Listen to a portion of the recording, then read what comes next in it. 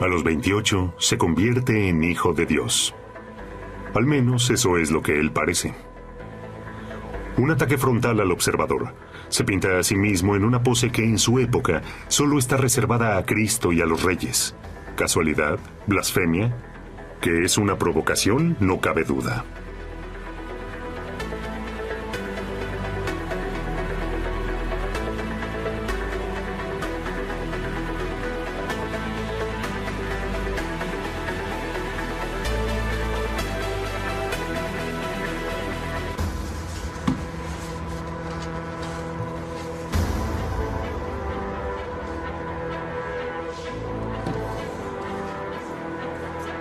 La liebre lo hizo mundialmente famoso, y las dos manos. Las líneas negras simples de estos dos cuadros justificaron su fama. Durante décadas, tuvimos retratos de Durero en nuestras manos. A Durero le habría encantado. Exactamente eso era su objetivo, distribuir entre la gente miles de copias de sus cuadros. Nuremberg, Museo Nacional Germano, la fábrica de ideas de Durero de Alemania. Fue precisamente aquí donde se comenzó a reestudiar la obra temprana para poder comprender mejor la evolución y la capacidad de Durero. ¿Qué tenía este Alberto Durero que no tenían los demás? ¿Y qué le pasaba por la cabeza?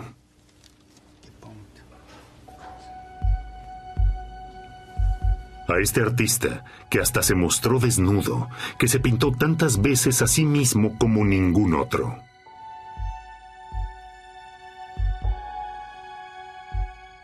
Y con toda seguridad era un tipo especial, que intrigaba porque se comportaba muy diferente a su entorno, al que a él le gustaba llamar la atención, que tenía barba cuando los demás no tenían, que se arreglaba bastante y cosas por el estilo. Pero a pesar de todo eso, no era del todo marginal, porque él quería ser parte. Y era un gran autorretratista, tanto en lo pequeño, en la esfera privada, como en lo grande, en autorretratos. Y para él era importantísimo ser conocido. Sí fue conocido. Ya en vida se consideraba a Durero el artista más importante de la región de habla alemana. Ya han pasado más de 500 años y sigue llegando a la gente.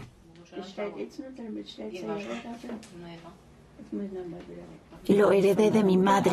A ella le gustaba mucho. Y mi madre era muy creyente, católica. Creía en todo eso y por eso se compraba este tipo de cosas. Bueno, siempre lo consideramos un motivo religioso. Después se descubrió que era una obra de arte, que es de Alberto Durero, y por lo tanto que es algo muy especial. Alberto Durero se encontró conmigo recién en la escuela secundaria. Allí estudiamos lo de la liebre y todo eso. El pintor comienza a dibujarse a sí mismo de niño. Este es el primer autorretrato de niño que se conoce en el mundo. ¿De dónde le viene esta seguridad en sí mismo?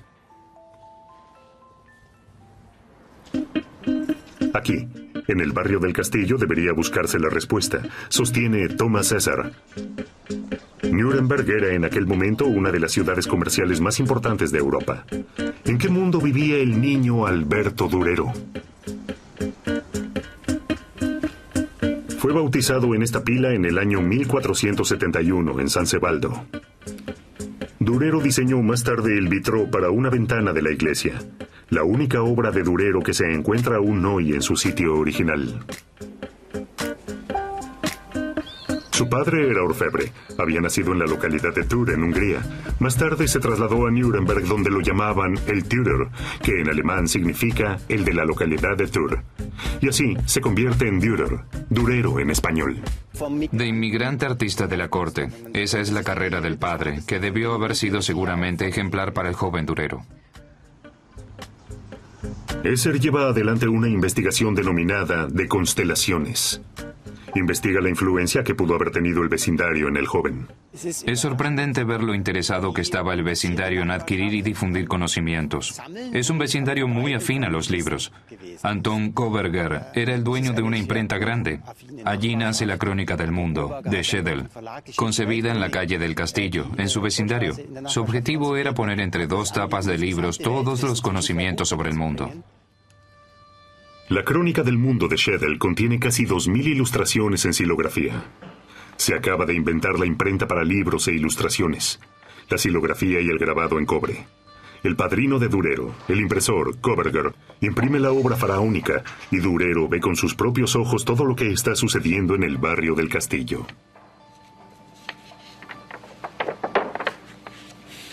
Durero, cuando aún era aprendiz, tuvo la oportunidad de aprender de proyectos de impresión de libros como la Crónica del Mundo de Schedel, que el texto y la ilustración son importantes y que los nuevos lectores de libros tenían tanto interés por la ilustración como por el texto. Ningún otro artista producirá más adelante tantas ilustraciones en serie, ni las distribuirá por miles en toda Europa. La investigación sobre Durero siempre es un trabajo pionero. Recién hace unos años, no muchos, el Museo Nacional Germano identificó un retrato de su madre como obra suya. Bárbara Durero tuvo 18 hijos. Solo Alberto y 2 hermanos varones sobrevivirán. Es su primer cuadro y uno de los más enigmáticos, ya que Durero siempre esconde secretos. La cámara de reflectografías infrarrojas permitió descubrir hace poco algo curioso. En la parte trasera del cuadro hay un dragón. Este dragón que viene volando desde atrás de un espolón y pasa por una estalagmita y toda la escenografía tiene algo de apocalíptico que difícilmente podemos interpretar. Y uno debe tener siempre presente que esto es la parte de atrás del cuadro de su madre. Freud se regodearía con estas cosas. Nosotros, como historiadores del arte, somos algo más cautelosos y no conseguimos atar cabos para sacar una conclusión definitiva. Mucho de lo que sabemos de Durero lo sabemos por él mismo. Dejó cartas personales. Algunas se conservan en la Biblioteca Municipal de Nuremberg.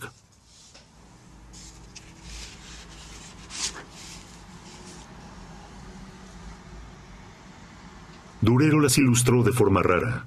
Además, redactó, entre otras cosas, escritos teóricos sobre el arte, un diario de viaje, una crónica familiar. En esta crónica escribe sobre su época de aprendiz. Y como ya había cumplido con mis servicios, mi padre me despachó. Durero, entre tanto, ha entrado en el taller de Michael Wolgemuth. Ahora quiere ser pintor y grafista. Durante 4 años va de un lado a otro como aprendiz. Camino a Estrasburgo, vuelve a pintarse a sí mismo.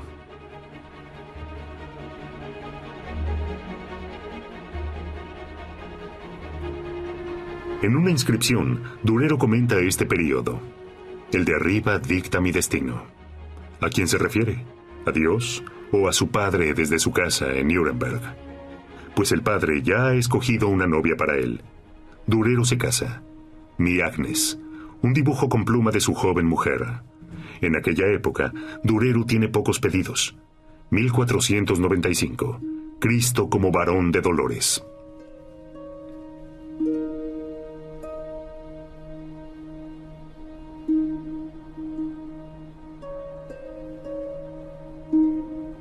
¿Estudia de la imagen que ve de sí mismo en el espejo? Ahora comienza a experimentar con grabado en cobre y hace algo que para la época es extraordinariamente inusual. Firma sus grabados. La Sagrada Familia con la libélula lleva por primera vez las iniciales AD. En casa no aguanta mucho. Deja plantada a su Agnes, al menos por un tiempo. Su destino, el otro lado de los Alpes, la Suiza francófona. ¿Qué lo atrae aquí? No hay ninguna cita de Durero al respecto. ¿Qué buscaba en la Suiza francesa?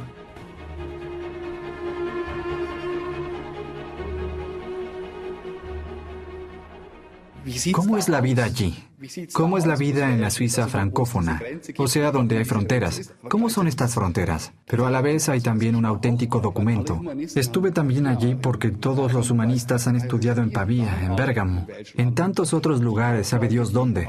Todos estos sitios estaban en la Suiza francesa. Los clientes de Durero se encontraban en Venecia y comerciaban con todo el mundo. Tenían negocios en Italia y me imagino que era una cuestión de prestigio para la gente de la calle del Castillo participar en este centro. Y un joven artista ambicioso como Durero también se habrá planteado estas exigencias. Durero sigue las huellas del camino de peregrinación que está en el Trentino. Pero qué ruta toma es hasta hoy una incógnita. Con toda seguridad, estuvo en el Valle de Sembra, en el castillo de Segonzano. Aquí, la vida de este joven de 25 años parece haber cambiado un poco. Durero comienza a experimentar en este viaje con acuarela.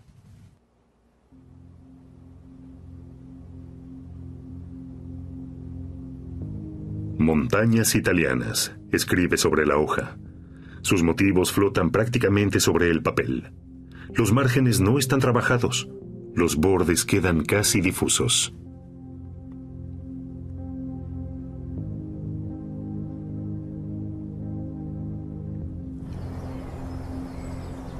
¿Fue esta luz del Valle de Sembra lo que ha influido en él?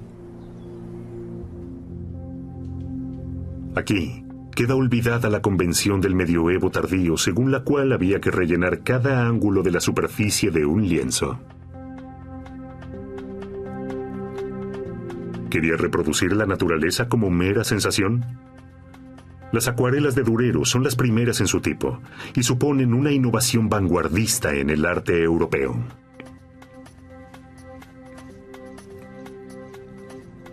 Aún años después, el viaje por las montañas sigue reflejándose en las pinturas de Durero. El llanto sobre Cristo muerto. Este cuadro puede verse hoy en la antigua Pinacoteca de Múnich. Aquí también se exhibe su autorretrato con traje de piel. Cuando no hace mucho se lo examinó con rayos X, algo sorprendente salió a la luz. Un dibujo oculto con detalles minuciosos.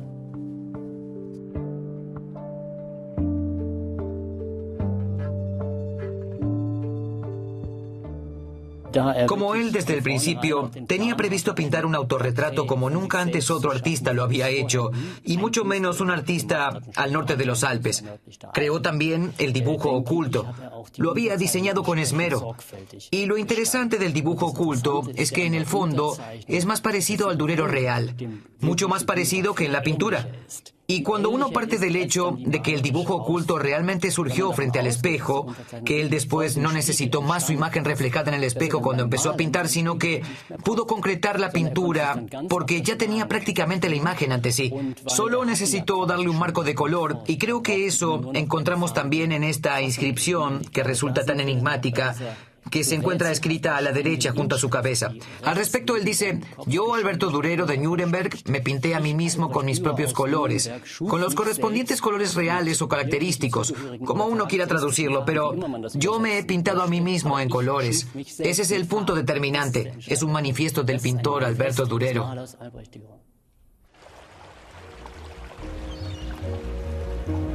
Pintarse a sí mismo. El hombre, un individuo creativo. Eso era lo nuevo, e Italia era el país donde nacía este movimiento, el Renacimiento. Durero llega a Venecia alrededor de 1496. Directamente sobre el Canal Grande queda el Fondaco di Tedeschi, la bolsa de mercancías, donde alemanes, sobre todo comerciantes de Nuremberg, realizaban sus transacciones. Con verdadera dedicación, Durero estudia las pinturas de su colega Andrea Mantegna. Son pinturas que dan vida a bellezas de la antigüedad y las copia exactamente. Probablemente también estudia la perspectiva que había encontrado acogida en la pintura de la Italia de 1420 y dibuja mujeres. Compara a la mujer de Nuremberg con la veneciana.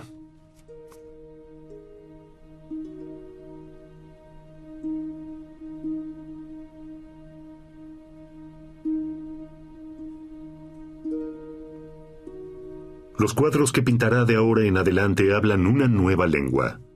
Busca la belleza. Su ejemplo es la antigüedad que se redescubre en Italia.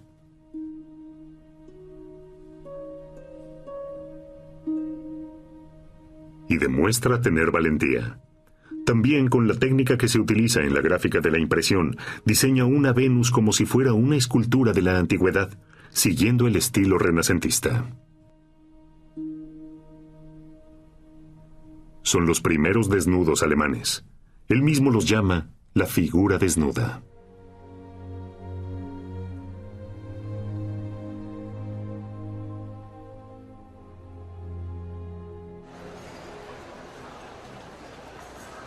Rolf Vollmann es escritor. Para su libro Durero, el seductor, ha estudiado cientos de grabados en cobre de Durero y ha descubierto en los detalles cómo, después de su viaje por Italia, trataba de superar la tradición pictórica medieval. Cuando hace mujeres desnudas que en realidad el pintor normalmente las debía ocultar bajo la forma de mujeres piadosas o brujas o bajo otras formas, él a veces las hace especialmente en un grabado. Las presenta sencillamente desde diferentes perspectivas y entonces les arroja entre sus pies un hueso o hace alguna puerta pequeña a través de la cual se puede ver algo parecido al infierno. De manera que se puede decir, oh claro, son brujas lo que él ha dibujado. Pero en realidad no lo son. Él está totalmente encaminado, al igual que sus amigos italianos, que ya no recurrían a grandes cosas para ocultar, y simplemente hacían lo que ellos se proponían.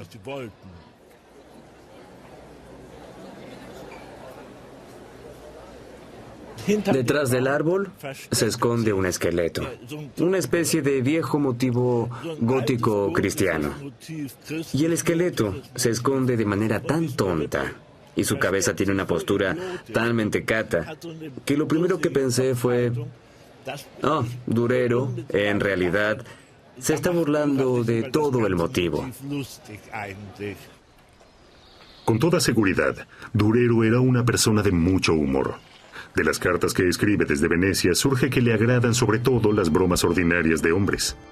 En una carta dirigida a su amigo, el erudito de Nuremberg, Willibald Pirkheimer, hace un comentario sobre su mujer, Agnes. Si el amigo quiere atraerlo a su casa bajo la amenaza de dormir con ella, que solo sea para acostarse con ella para que ella le entregue el espíritu en ese acto. Cuando regresa a Nuremberg, vuelve a pintarse a sí mismo.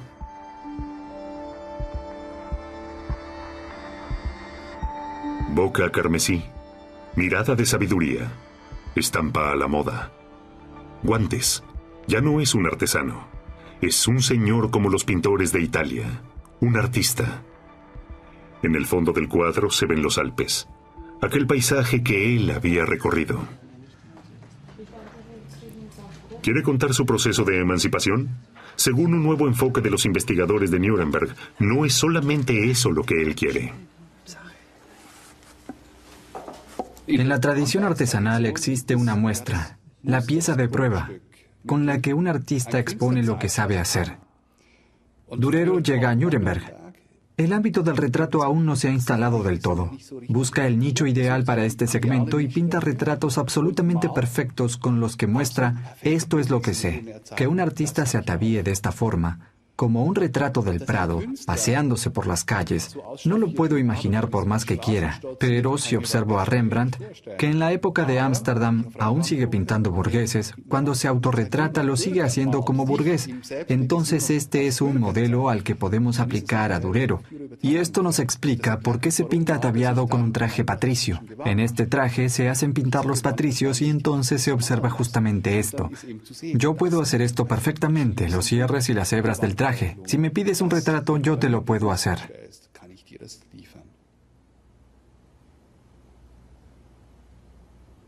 A partir de ese momento, emprende una ofensiva con lo que él puede y está en condiciones de hacer por todos los medios.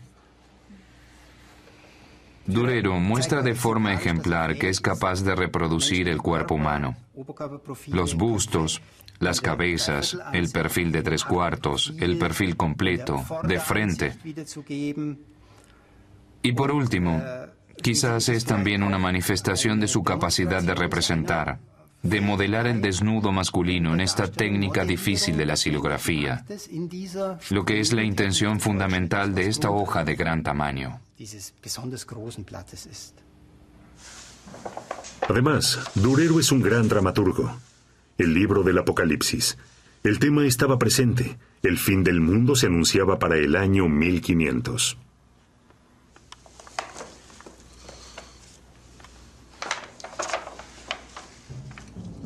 El San Miguel de Durero es de una seriedad pasmosa.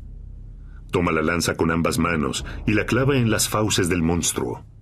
Por todas partes luchan ejércitos celestiales contra dragones diabólicos. Cine de acción para un público masivo. Más adelante, Durero escribirá que el arte tiene que ser violento.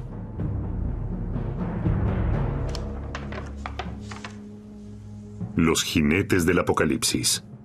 Nunca antes se había representado el movimiento con tanta verosimilitud como en esta silografía.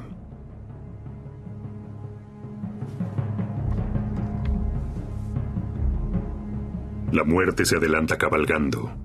Durero costea los gastos de la publicación del libro que contiene 15 silografías. No lo hace por encargo. Las ilustraciones son de un tamaño inusual. No se ajustan al texto, como era habitual hasta entonces. Estas silografías dejan de ser ilustraciones, pasan a ser obras de arte propiamente dichas. El Apocalipsis causa sensación en Nuremberg, y Durero reconoce que se ha independizado de los clientes gracias a la impresión en serie de tales ilustraciones y puede actuar en un mercado libre.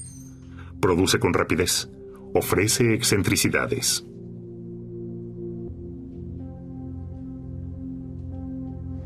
Solo se conservan unos cuantos ejemplares de esta publicación.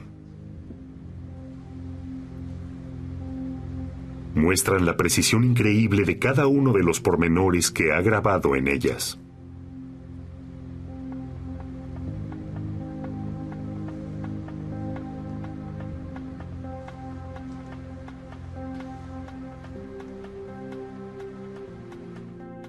Pequeños mundos, concebidos hasta el último detalle. Hoy son una bendición para la cría de cerdos.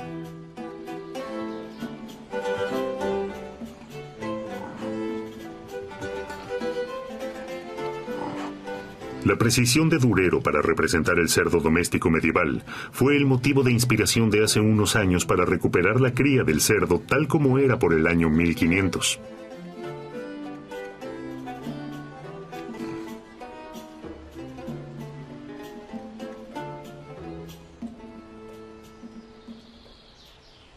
Una mezcla de cerdo doméstico y jabalí que no se le parece demasiado al original, pero ahora lleva un nombre distinguido.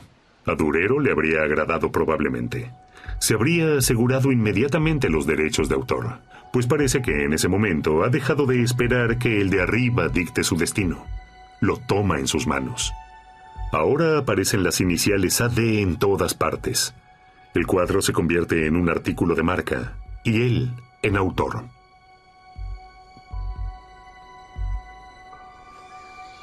Corre el año 1500. El año para el que se presagia el fin del mundo. Alberto tiene 29 años y está muy ocupado consigo mismo. En poco tiempo surgen 2 nuevos autorretratos.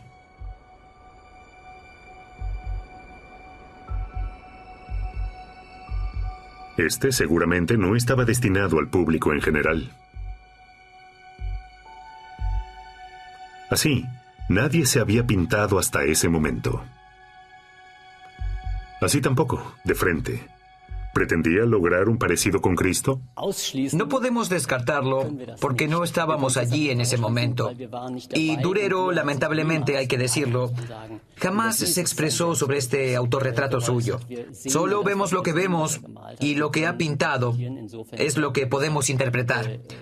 En este sentido, hay un cierto margen para diferentes opiniones.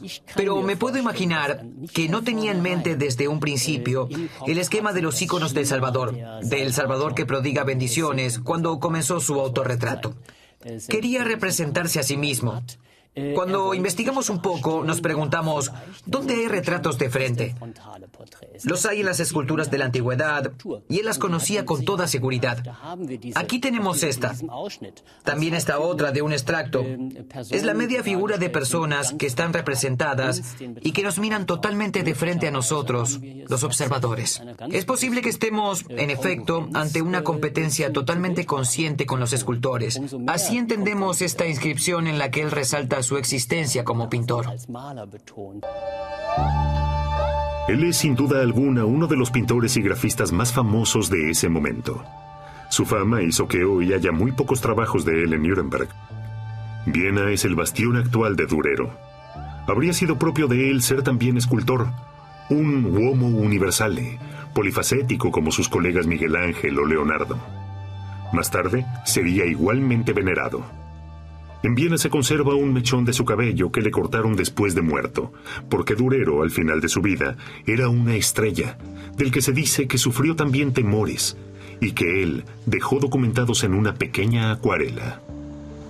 Pero nunca se exhibió públicamente. Rastreo en el depósito del Museo de Historia del Arte. Aquí está la visión en sueños. A Durero se le representa un rostro en medio de un diluvio universal. En la mitad inferior, describe exhaustivamente el horror y su miedo ante las masas de agua. Arriba, él las pinta. Cuando desperté, todo mi cuerpo temblaba.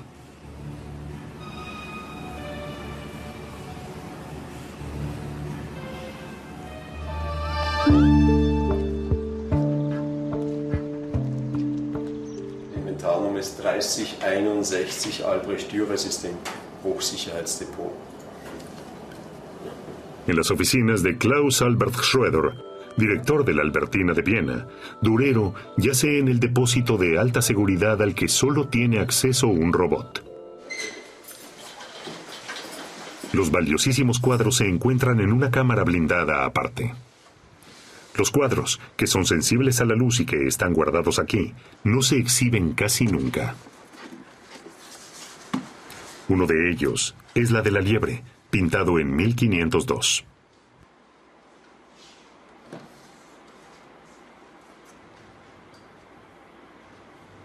Lo que mucha gente olvida, y eso llama la atención en el acto cuando uno compara las copias que se utilizan inmediatamente después de esta obra con el original, es que pareciera que esta obra se ha creado en condiciones de laboratorio. No hay un medio ambiente, no hay una pradera, no hay un bosque. Allí no hay otros animales, sino que es como si hubiera querido representar en el laboratorio el animal como tal, la esencia de la liebre como tal.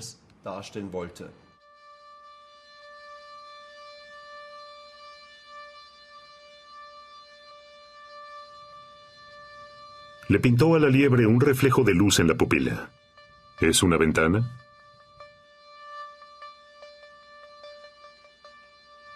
Muchas veces, Durero hacía reflejar en las pupilas de sus retratados una ventana luminosa, algo que también hizo en su autorretrato más conocido. El ojo es una ventana al alma del ser humano, a la del animal. Es un topos antiguo, un sensus literalis que va transmitiéndose y que él utiliza tanto en el autorretrato como en la liebre. Solo que lo sorprendente es que entre el más elevado, el hombre que ha sido creado a imagen y semejanza de Dios, y el más insignificante, el animal más sencillo, no hay diferencia en este aspecto, y a ambos se les atribuye un alma que está en la naturaleza de Dios. ¿Veneración por la vida? A Durero lo que le importaba ante todo era la perfección. Una vez escribió, en efecto, el arte está verdaderamente en la naturaleza.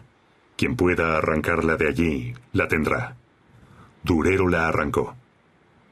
De vuelta en el Museo de Nuremberg. Nos encontramos aquí ante el altar de los agustinos que se construyó en Nuremberg en 1487, es decir, justamente en el momento en que Durero entraba en el taller de Wolgemut. Es muy probable o casi seguro que Durero haya visto esta obra, y nosotros vemos aquí, entre otras cosas, una enormidad de representaciones de plantas, el lirio clásico, pero también algunos insectos. Estas plantas de fresas, acianos y el césped, que eran típicos de aquellas pinturas de la Edad Media tardía. Y lo que Durero hace ahora es aislar una porción de césped, la perfecciona sobre el papel con técnica de aguada, la eleva y la convierte en un ideal de la representación de la naturaleza. Le sigue la pista a los ideales. Durero busca la perfección de las proporciones humanas.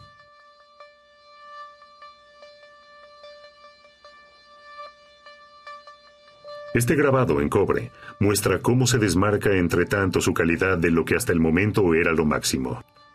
Ni su maestro Wolgemut había mostrado a Adán y Eva así en la Crónica Mundial de Schedel. Entre ambos cuadros había apenas 11 años, pero las diferencias son abismales.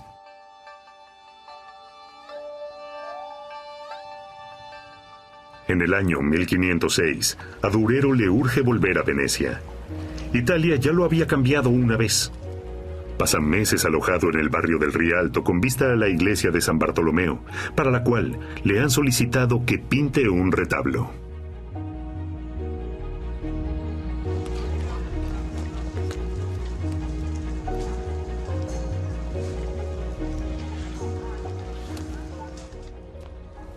En el puente del Rialto observa a hombres jóvenes. Le escribe a su amigo Pirkheimer y le dice que seguramente a él le agradarían. Antes de viajar, hizo un dibujo con lápiz de plata para Pirkheimer. El comentario que contiene el cuadro en griego antiguo prácticamente ya no puede leerse, pero sin duda alguna lo hizo con el mismo lápiz. Texto: con el rabo masculino en el trasero.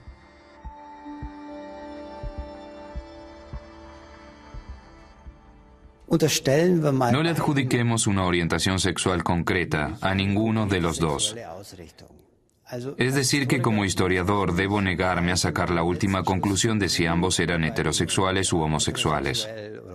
Es interesante constatar que la sexualidad es un tema en comunicación entre ellos. Eso es lo interesante en sí.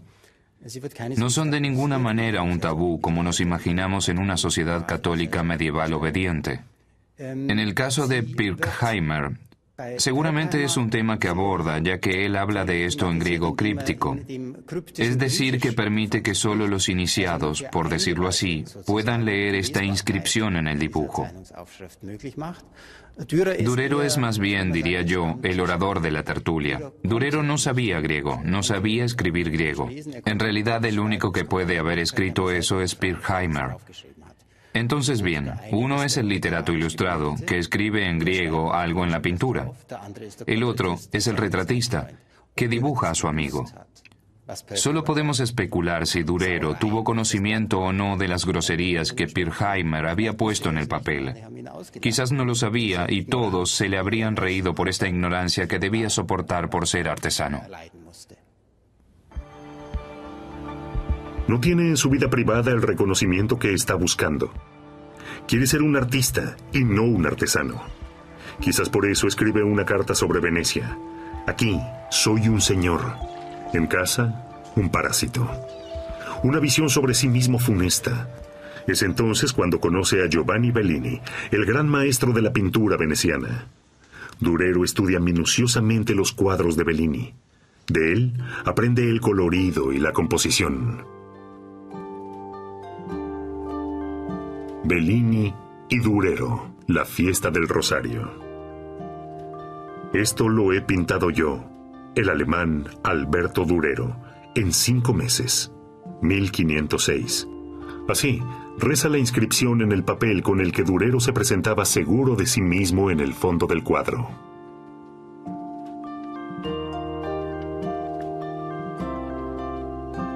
Sigue pintando.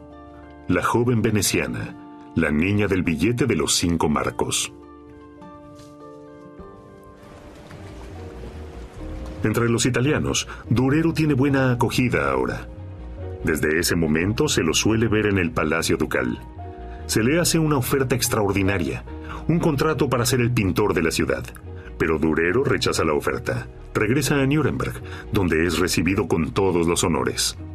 Quizás porque él se ha hecho famoso en Italia y en su ciudad su ausencia se ha hecho notar.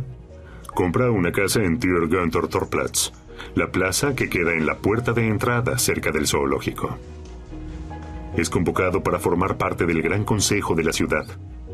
Ahora publica sus ilustraciones en su propia imprenta. Agentes distribuyen sus obras gráficas impresas desde aquí hacia toda Europa. A la vez, acepta grandes pedidos, como el altar de Heller, del que solo se conservan estudios preliminares. Aumentando el blanco opaco de sus dibujos, logra una plasticidad sorprendente. ¿Es este el secreto también de las manos que oran? ¿Por qué justamente estas manos se hicieron tan famosas? Estos estudios no solo han mostrado estas manos, sino también cómo puedo mostrar en una copia y con la hoja al lado. La hoja se encontraba junto con la cabeza de un apóstol que mira hacia las alturas, en un papel que es el doble de grande, coloreado en azul, tal como Durero lo había aprendido de la tradición italiana de los papeles azules venecianos. ¿Cuándo se dividió esta hoja? ¿Y por qué? ¿Y esta aislación no ha contribuido a su culto, a que disfrute de la condición de ícono? No conocemos en realidad el motivo de la división, pero tenemos una idea. La Albertina ha sufrido una única gran pérdida dolorosa en toda su larga historia. Fue justamente el primer director de la Albertina, François Lefebvre, un francés, que en los primeros años del siglo XIX se apropió de 300 folios y probablemente quiso ocultar este robo, este desfalco, aumentando la cantidad de las obras de Durero que estaban en la colección del duque Alberto, y entonces cortó las grandes hojas dobles por la mitad.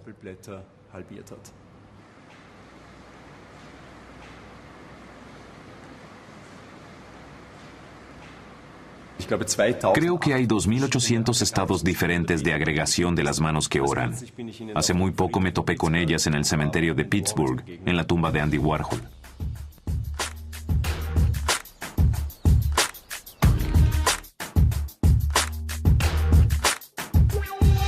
Lo llamativo del tatuaje es que este tatuador es uno de los pocos que utiliza el blanco que utilizaba también Durero en sus bocetos originales, cuando pintaba estos bocetos sobre un fondo azul, de manera que se destacaban los sombreados grisáceos oscuros y sobre todo también el blanco del azul. Y este tatuador ha representado correspondientemente también, con pintura blanca para tatuajes, lo que de lo contrario raras veces se encuentra en las manos que oran. Es decir, que por eso yo partiría del supuesto de que este tatuador se ha dedicado a estudiar un poco más profundamente el motivo original.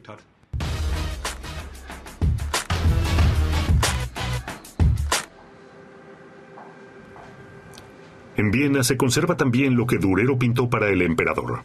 Por ejemplo, el gran carro triunfal. Durero ha llegado ahora a la cima. A partir de 1512, Maximiliano I, emperador del Sacro Imperio Romano Germánico, es el mejor cliente de Durero. En una ocasión, dibujó al emperador así, con la mirada perdida, el soberano como apartado, un meditabundo. Eso no lo había hecho nadie hasta entonces. ¿Por qué lo hizo Durero? Lo interesante era que en la época de Durero y del emperador Maximiliano se consideraba lo meditabundo o justamente lo melancólico, la melancolía, una característica típica de un intelectual. Y se consideraba la melancolía justamente la expresión de genialidad, de un ser genial.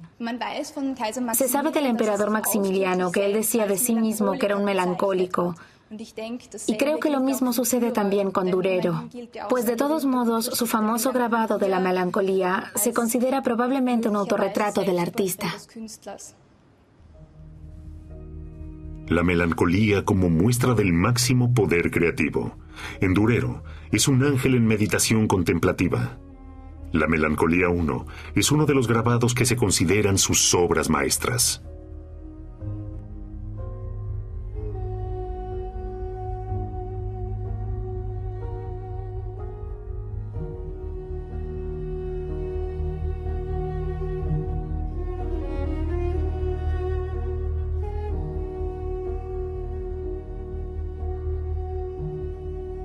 Durero es ahora un hombre de unos 45 años y se dibuja a sí mismo por última vez. Sobre este cuadro escribía que le duele dónde está la mancha amarilla, el vaso. Se consideraba el vaso el centro de la melancolía. ¿Se trataba también en este caso de melancolía por temor? ¿O ya estaba enfermo? ¿Será su secreto cómo se sentía él en aquel entonces cuando emprende otro viaje? Esta vez a los Países Bajos. Allí expandirá sus contactos. El norte de Europa se encuentra ahora en un punto de inflexión entre la Edad Media y el Renacimiento. Se ha descubierto América y el hombre se ha descubierto a sí mismo. Martín Lutero ha generado una deflagración en toda Alemania y Durero se entusiasma por el reformador. Por iniciativa propia y sin que un cliente se lo encargue, pintará en 1525 el cuadro donde se confiesa en favor de Lutero, Los Cuatro Apóstoles. Con la inscripción, invita a los soberanos del mundo a no seguir a falsos profetas y cita pasajes de la Nueva Biblia de Lutero. Un cuadro como manifiesto de la Edad Moderna. Este valor de enfrentar abiertamente todo lo nuevo y reaccionar con rapidez, esa ha sido la receta del éxito de Durero durante toda su vida. En estas obras de Durero, notamos muy a menudo la fuerza de la primera vez, el primer bodegón de flores, la primera naturaleza muerta de animales, el primer autorretrato. Ver algo por primera vez, descubrir algo y decir y encontrar, para ello se necesita una fuerza increíble. Cuando Dalí dijo, el primer hombre que le dijo a una mujer, tu piel cual pimpollo de rosa, fue un genio, el segundo fue un idiota, supo reconocer también la genialidad de Durero. Y Durero es más aún, un genio que también quiere transmitir sus conocimientos. Es el primer alemán que le da al arte un fundamento teórico. Redacta instrucciones para dibujar. Trabaja en un manual de pintura y en una teoría de las proporciones.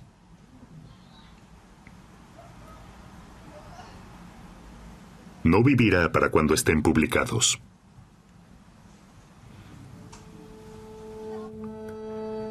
En 1528 se enferma gravemente. En apenas unos días, muere en Nuremberg a la edad de 57 años. No se sabe qué enfermedad lo arrancó de la vida, porque él y Agnes no tuvieron hijos tampoco. La familia Durero se extinguió poco después de la muerte de Alberto. Lo que había de mortal en Alberto Durero descansa bajo esta colina. Es lo que su viejo amigo, Pirkheimer, mandó a inscribir en la lápida. Durero mismo decidió lo que sería inmortal, durante su vida y después de su muerte. Él mismo es quien anima a sus amigos artistas a realizar un retrato de cada edad. Aparecerá en medallas recordatorias. Una variante de aquel autorretrato desde que él nos mirara fijamente a los ojos, desde hace más de 500 años.